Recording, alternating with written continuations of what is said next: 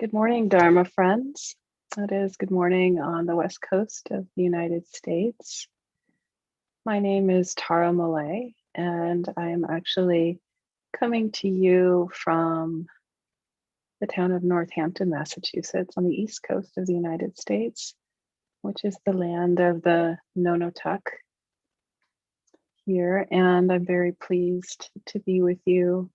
I teach at the local retreat center, which is Insight Meditation Society, about an hour away from where I am, and then across the East Coast. And I lived for quite some time in the Bay Area, over 20 years, and was pleased to also teach at Insight Meditation Center in Redwood City when I was there. And I'm pleased to be in connection with the Sangha, with the members and teachers. So looking forward to practicing with you today. So let's rest into our mindfulness practice. We'll practice until 10 o'clock Pacific time. And so finding our posture, that balance of ease and comfort in the body, as well as alertness and uprightness in the posture.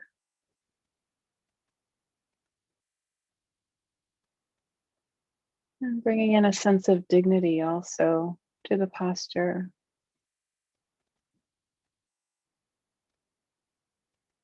Calling to mind the nobility of this practice, to infuse the body and the mind with a sense of dignity.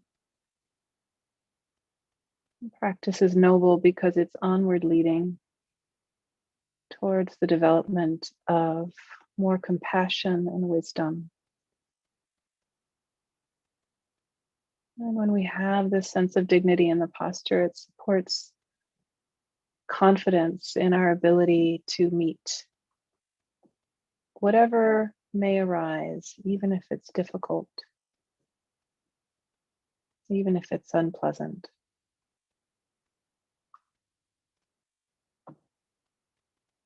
And so balancing that dignity with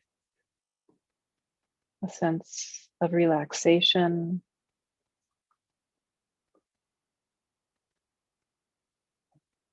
noticing any areas of tightness, and inviting in a letting go.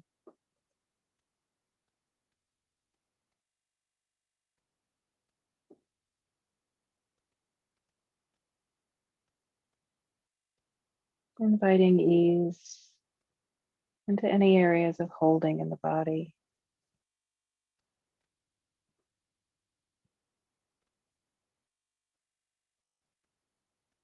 And it can be helpful to begin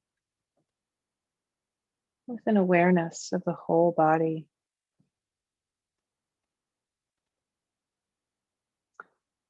That shifting and changing field of sensations we call the body.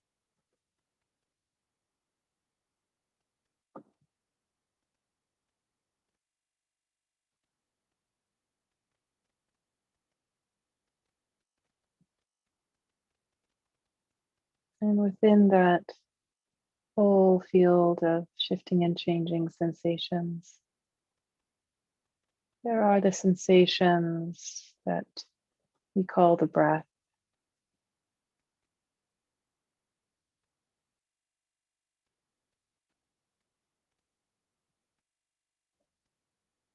A wave of ever-changing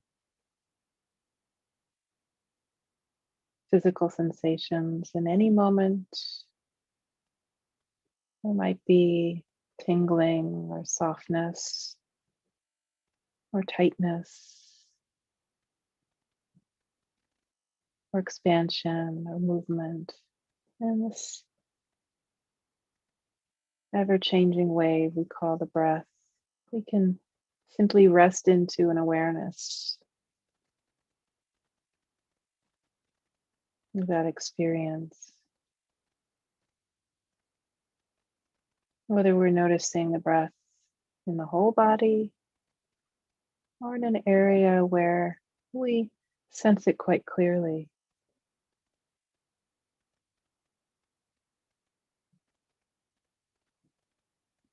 It can be helpful to keep some of the attention on the whole body and really just notice the breath within that larger frame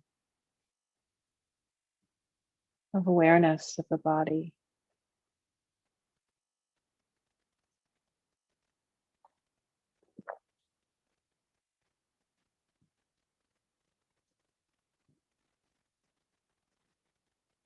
And we bring attention to however the breath is presenting itself in this moment and in this moment and in this moment.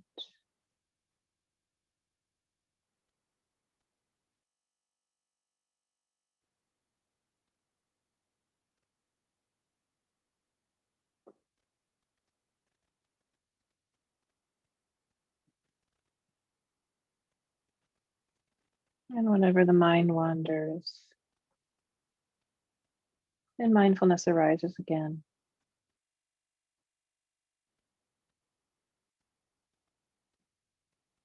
we can simply notice that mindfulness has arisen again. That moment happens outside of our control, seated by previous causes and conditions, previous moments of mindfulness. And here we are, aware again of what's happening right here and right now.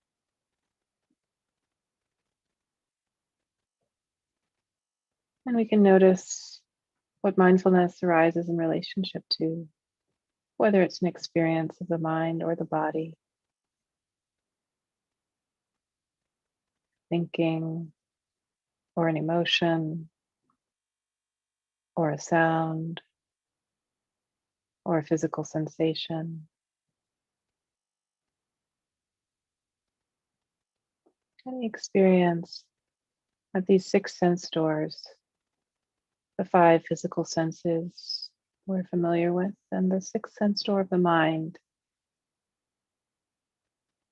where thoughts and images and emotions and moods arise. We can rest our mindfulness there. Whenever that experience is not drawing our attention so strongly, simply, gently return to the anchor of the breath.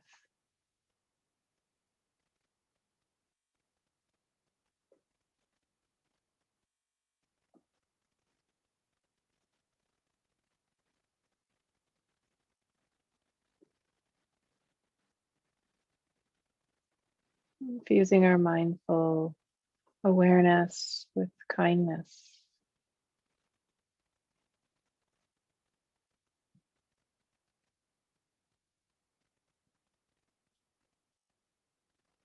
Can be very supportive and strengthening of the practice.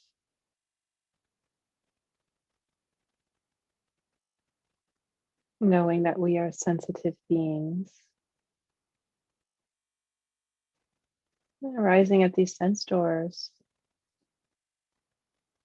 unbidden, without our outside of our control, are pleasant, unpleasant, and neither experiences.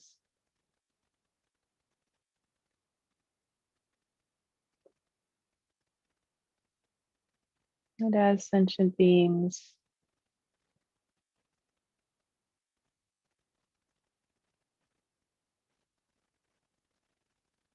this experience of ever-changing mental and physical phenomena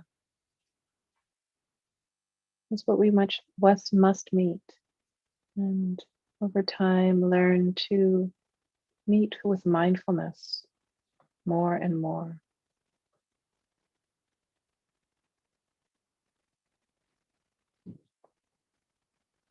as a way of relating to our experience that will diminish suffering and harm.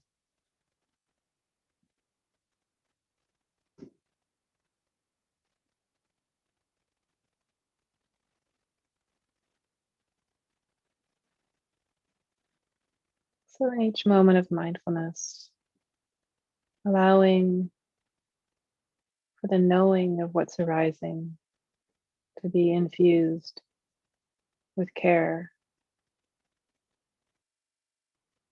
for our sensitive minds, hearts, and bodies.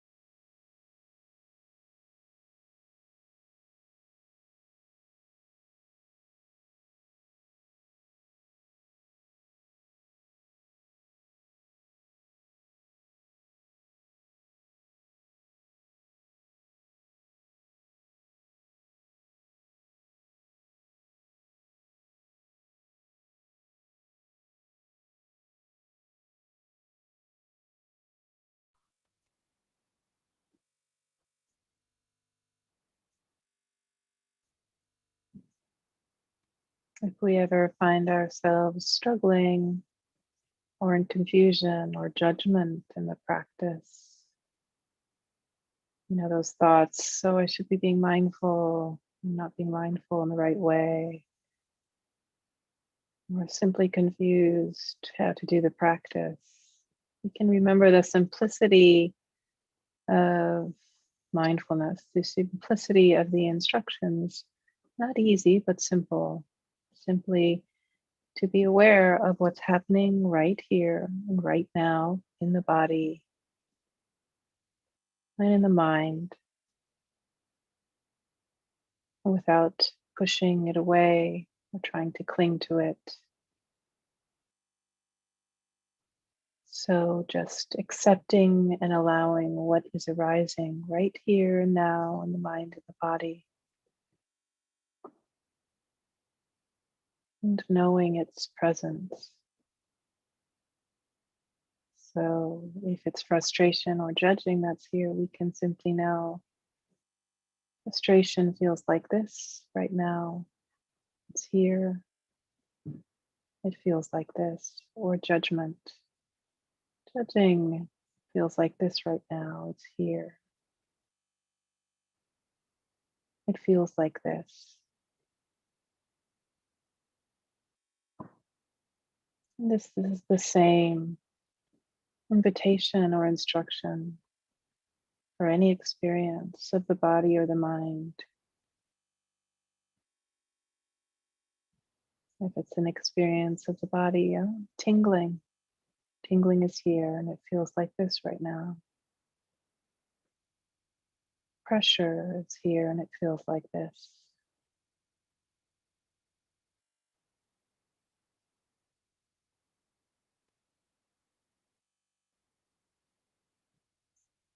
So remembering and recalling the simplicity of mindfulness whenever there is any struggle, letting go into awareness with non-contention of what's happening right here and right now.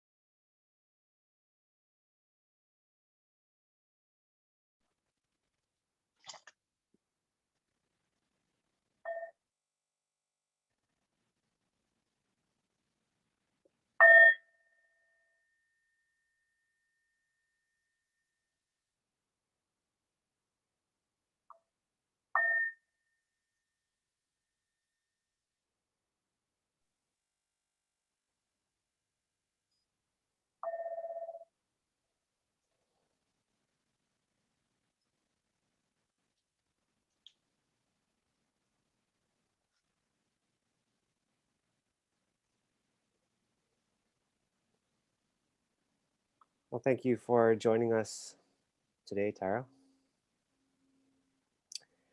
Just to introduce Tara, Tara Mulay is a practitioner of insight meditation since 2003 and has undertaken intensive practice periods in the United States and Myanmar.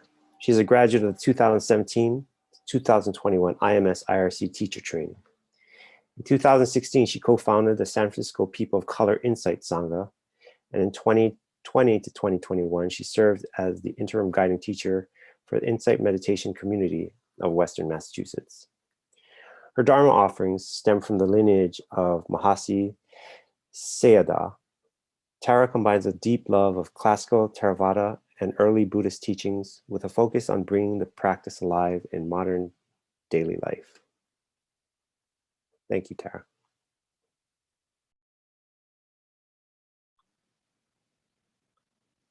Thanks so much, Kevin. And thank you all for practicing with me.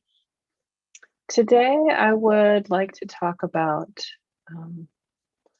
an approach or a phrase that to me really encapsulates this actually holistic, integrated practice that we are doing.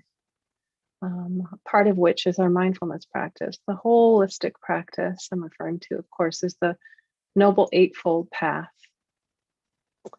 And for me personally, it's helpful to remind myself that it is a whole path of 8 factors. And when I recommit myself, when there are moments and times of recommitment, there is this framework or approach that really, for me, embodies or encapsulates that remembering and recommitment. And it is simple, and it is caring enough to truly live. That's sort of what it feels like to me. And also, I've found that I can sort of map all of the factors onto this particular phrase of caring enough to truly live. So I want to share that with you, that approach, and perhaps it will seed some inspiration and perhaps recommitment for you as well.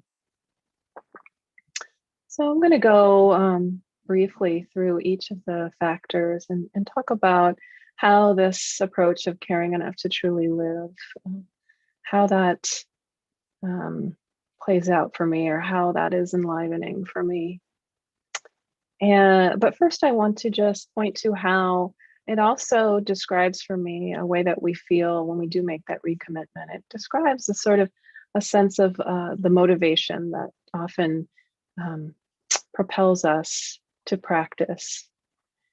And, you know, there are these choice points that we sometimes have, these inflection points, where perhaps our hearts are calling us to practice, to dive a little deeper into practice. So, for example, to practice more intensively or more regularly, or perhaps to take up a new type of practice that our hearts are really drawn to, that we've learned a little about, and that would really seem to be supportive or a skillful means for us, such as a Brahma Vihara practice, or the 5 daily recollections, or a concentration practice. There are so many ways in which the Buddha taught that would support our whole practice of engaging with the Noble Eightfold Path.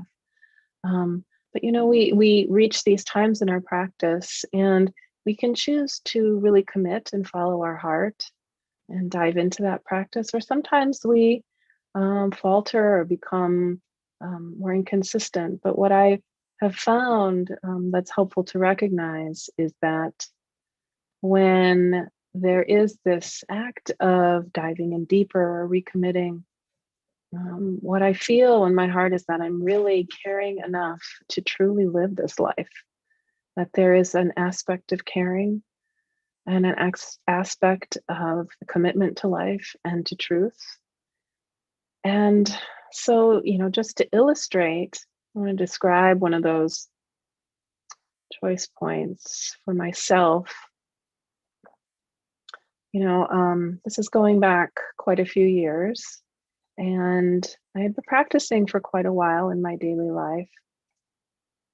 And over time, I had started to go on short retreats. And there was a time where I really did falter in the practice, and I came to quite a commitment in the sense that the practice was really what I needed to focus on.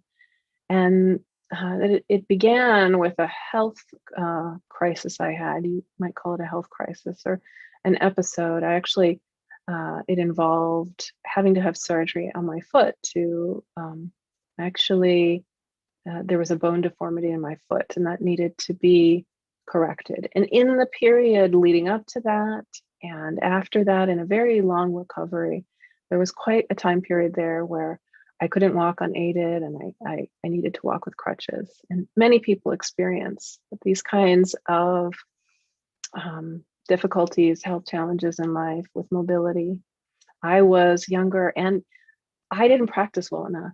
And I suffered a lot because of it. I was, wanting things to be different than the way they were quite a lot of the time. And so very much in contention with experience.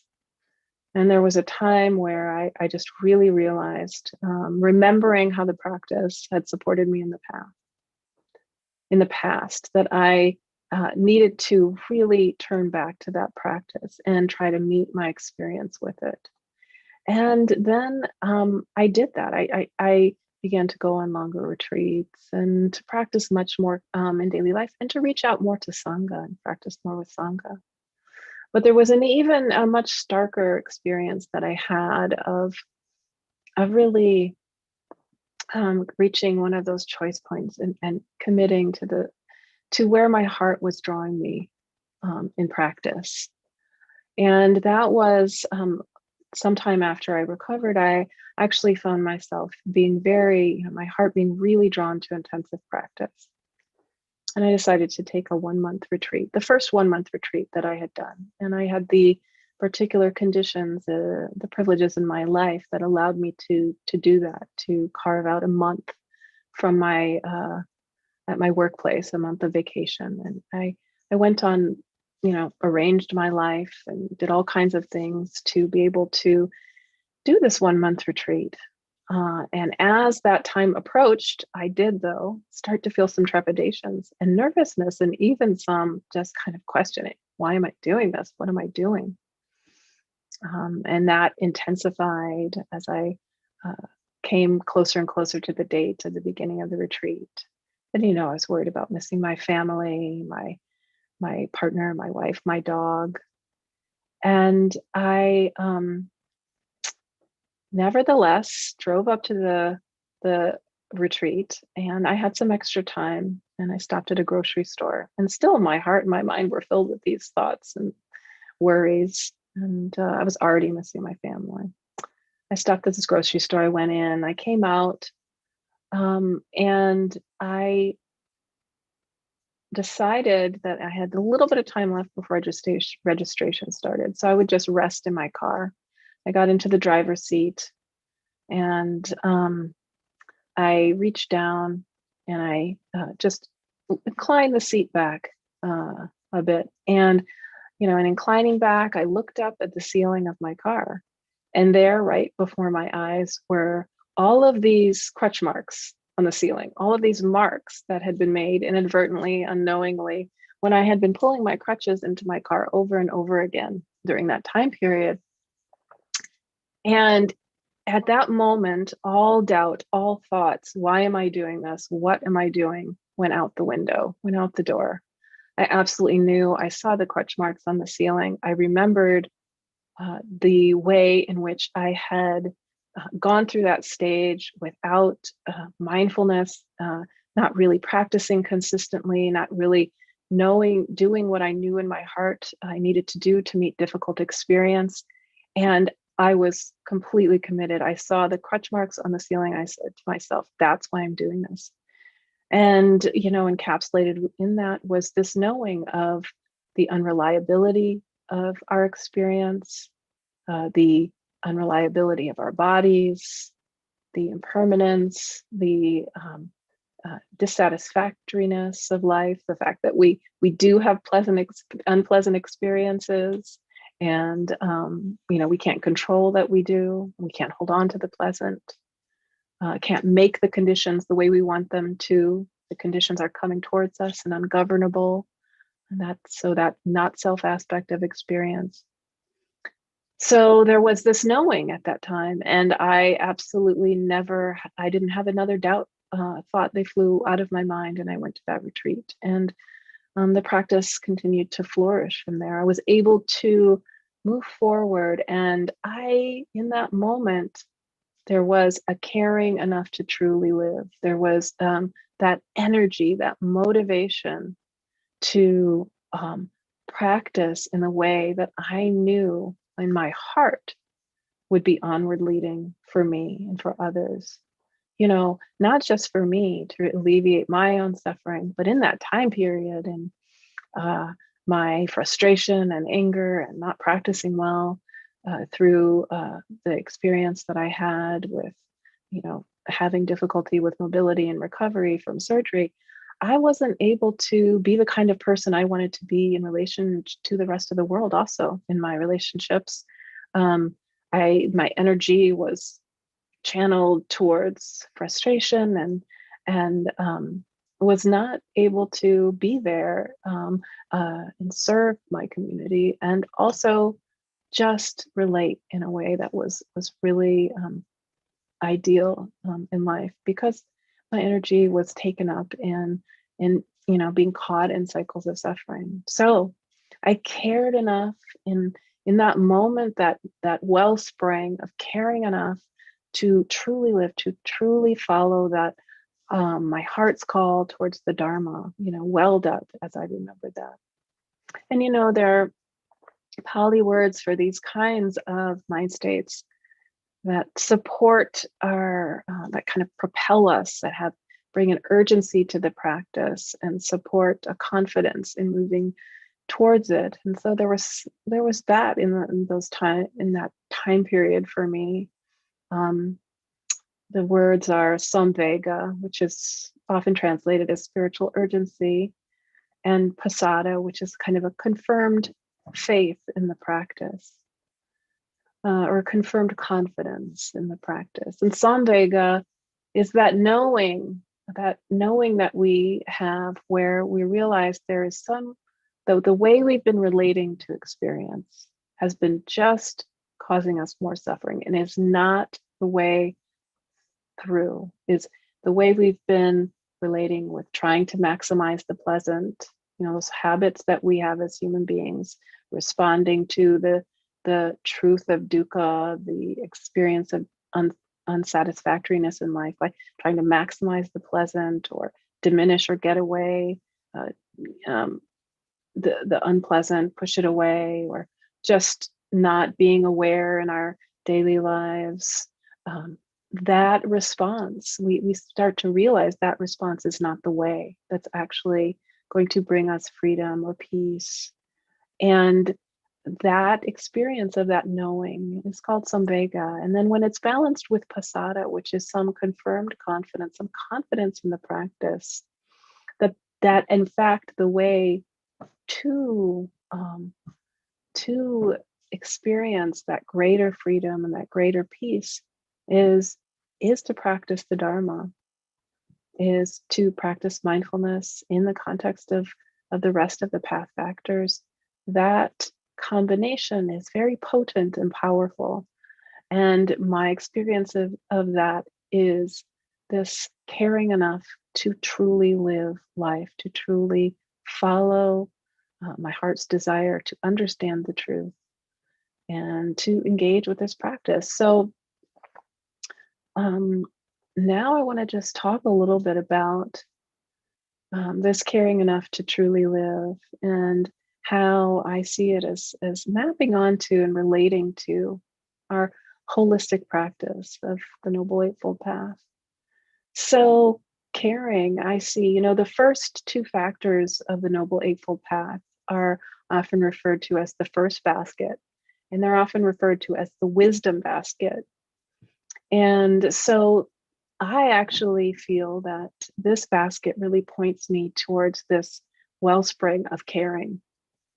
And so that may seem a little unusual because oftentimes people sort of contrast wisdom and compassion, or wisdom and caring, that the quite different. But when we really look at these first two factors of the Noble Eightfold Path, for me, they really point towards the flourishing of caring in our lives. They point us towards really beginning with caring, and that's wise. So the first factor is wise view, and that is usually mostly described as understanding the Four Noble Truths. That's the wise view. It's understanding the Four Noble Truths. So when we look at this, the Buddha, it's one of the first of the Buddha's teachings, the Four Noble Truths. And it is based in his own compassion for his own experience of suffering, and then his teaching of the Four Noble Truths out of compassion for us, out of compassion for other beings, that they could also understand suffering that they were experiencing, and understand that there was this accessibility of cessation of suffering, of peace and ease. So the Four Noble Truths in a nutshell are: there is dissatisfactoriness, stress, unreliability in life, because our experiences are ephemeral and we don't control them, for example. That is part of our experience. It's the first Noble Truth, and that's to be understood. And then the second Noble Truth is that there is a cause or an origin for that dissatisfactoriness, that suffering, that dukkha in Pali, dukkha, that there is a cause, and it's craving. Craving, for example, for sense pleasures, craving for becoming over and over, trying to solidify our experience. Craving also for non-becoming, to really push away at the unpleasant, reject it. And this is the second Noble Truth. And then the third is that there actually is a cessation of that suffering, and it's the letting go of that same craving. Then the fourth is actually the Noble Eightfold Path, that is the path to the cessation of suffering. So this practice has this beautiful non-linearity to it, this cyclical nature. And so this understanding you can see, of wise view, that the Four Noble Truths are rooted in an experience and an expression of compassion by the Buddha himself. And as we practice them, they are also an expression of compassion for ourselves, because we are addressing, we are recognizing and addressing and training our minds and our hearts. We're recognizing, addressing the suffering, and then training our minds and hearts towards greater ease and peace, and towards the cessation of that suffering. There could be nothing more sort of caring than really making that commitment to actually understand what causes our suffering and respond to it. And so that to me is caring. And the second factor of the Noble Eightfold Path is really directly about caring mind states and cultivating them. So this is wise intention, or wise resolve. And there are three wise intentions that this factor of the Noble Eightfold Path calls on us to cultivate. The first is renunciation, or simplicity. So that means letting go of our greed impulses that cause us suffering in the world also. So renunciation or simplicity, that intention is the first. And the second two are the intentions of loving kindness and harmlessness. So loving kindness, that simple wish for well-being for ourselves and others. And harmlessness, really dropping in that intention of non-harm moment by moment. And what could be more caring for ourselves in the world than to cultivate these kinds of intentions in relationship to our own experience and that of others. So this is caring in the first basket. It is a caring that's infused with wisdom. It's based in wisdom It's based in this understanding of the Four Noble Truths, but it is infused with caring also. So caring enough. Well, to me, the enough points to the second basket of the Noble Eightfold Path, which is, you know, acting on this caring, acting on these intentions, following through. And so the second basket is called the basket of ethics or virtue. It is really three factors, a combination of three factors, which point to non-harming conduct. So bringing the non-harming intentions and the caring into our lives and infusing our daily our relationship to the world, our relationship to others, and our relationship to ourselves, interestingly, into bringing that, really acting on those intentions. So the three factors of this second basket are wise speech, wise action, and wise livelihood. Wise speech referring to honest speech, truthful speech. So abstaining from false speech. All of these are really framed in the abstaining. As we drop our habits of harm, our lives begin to be infused by non-harm and caring.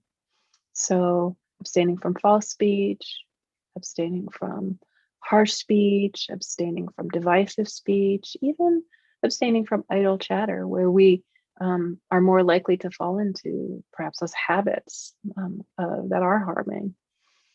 And wise action, really pointing to some of the other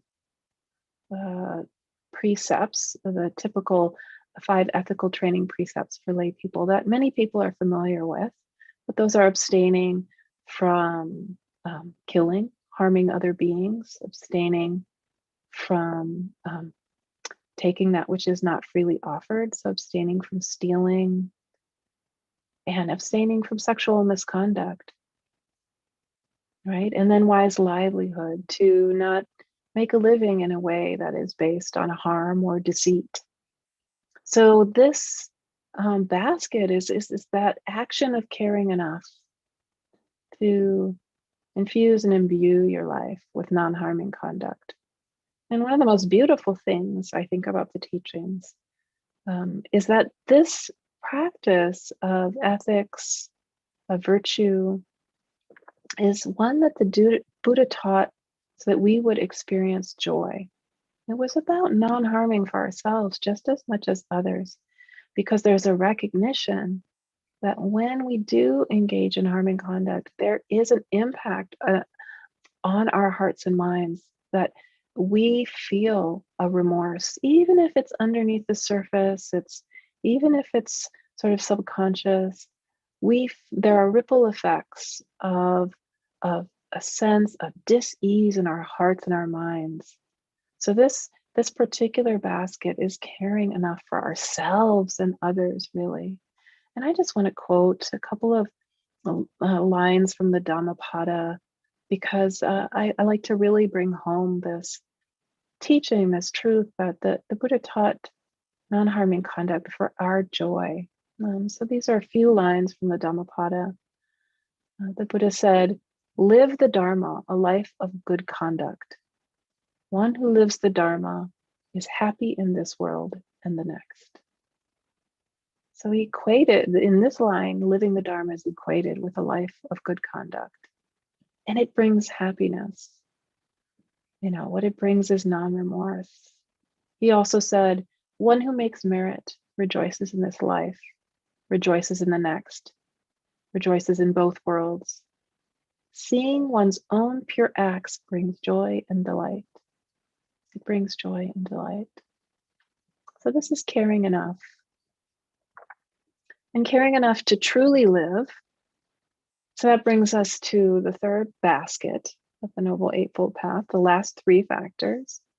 And mindfulness is here in this basket. And to truly live is to truly be aware, actually, of what it is to be a human being, what is happening and arising in our experience moment to moment. So there's this way in which when we're not mindful, when we're not practicing this meditative cultivation, and we're not practicing, really cultivating awareness more and more, there's this way in which we don't quite feel alive, right? We know we're separated from our experience. We know we're not really living it, and we're not really understanding the truth. When mindfulness is when we're not actively cultivating that mindfulness, that awareness, that we fall back into habits of non-awareness. So caring enough to truly live, this third basket of truly living is referred to as the either the concentration or the meditation basket. It has three factors. It's wise effort, wise mindfulness, and wise concentration. And all of them involve this cultivation of the mind so that we begin to understand what it is to live the life of a human being. What is the experience of life? And how it is that we can cultivate, how it is that we can cultivate our minds, train our minds so that we experience less suffering, more peace, more ease. And so how it is that we can truly live our heart's intention of living a life that is one in which we can really meet our experience with that caring. We can really meet our experience with that caring and that understanding. So wise effort. This is getting to know our wholesome and unwholesome mind states, and getting to know and beginning to understand how we can abandon the unwholesome, which means those kind of mind states that harm us. That's what's unwholesome. So, for example, afflictive mind states like impatience, afflictive mind states like really rage, or sometimes fear that gets in the way, that limits our potential. So those mind states, we can feel the harm of those in the moment. So this wise effort is beginning to understand how to recognize, abandon those more and more over time by seeing how they show up in our lives and beginning to understand how we can abandon them. And when they do arise, just to overcome them. And also, this wise effort involves uh, recognizing, bringing forward wholesome mind states. So those that are non-harming, the loving kindness I talked about earlier, for example, gratitude, joy, these kinds of non-harming mind states, understanding over time, developing the skillful means to cultivate those more and more and have them arise more and more in our lives. And then wise mindfulness, where many of us are very familiar with, mindfulness. And this is, again, about really understanding our experience and truly living in the sense of truly being there for our lives more, truly being aware. And not only that, this mindfulness allows us to understand the truth of the way things are deeply and more intuitively over time. As we practice more and more with being aware of what's happening moment to moment and not pushing it away and not trying to cling to pleasant experiences, the more we see the actual ephemerality of experience, the more and more deeply and intuitively we can understand impermanence. And that deep understanding then allows the heart to let go of its habitual entanglement in suffering and reactivity to that impermanent experience. So, this is truly living the sense of truly beginning to understand the mind's capacity for freedom, the mind's capacity to understand more deeply the truth and to let go. And, bringing us back to the beginning of the Noble Eightfold Path to understand more and more the Four Noble Truths, including the third one of letting go of that craving that keeps us on that wheel of in that samsaric suffering. And finally, wise concentration. So that is really this gathering collectedness of the mind that supports all of the factors, really. That supports mindfulness and wise effort. It's just this collectedness, just coming back again and again and again. Oftentimes experienced through a continuity of mindfulness. It's the unification of the mind, the collective, the gatherness. It brings stillness to the mind. In fact, some people are of the view that this word that is often translated as concentration, samadhi, is mistranslated as concentration and it should be translated as stillness. So we can think of it as the growing stillness of the mind as we practice wise concentration.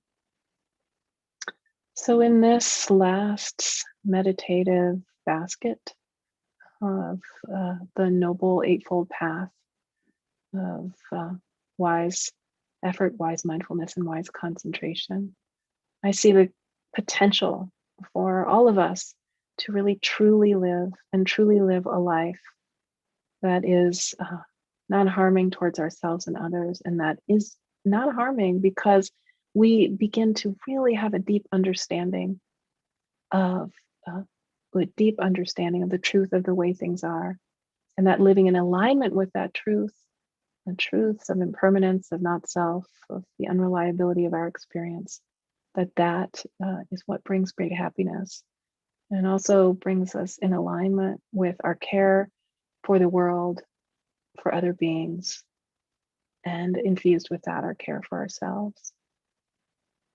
So friends, Dharma friends, I hope that this framework might have been of some inspiration to you, caring enough to truly live as a way of thinking about or pondering the Noble Eightfold Path. And I wish you a wonderful rest of the day of practice.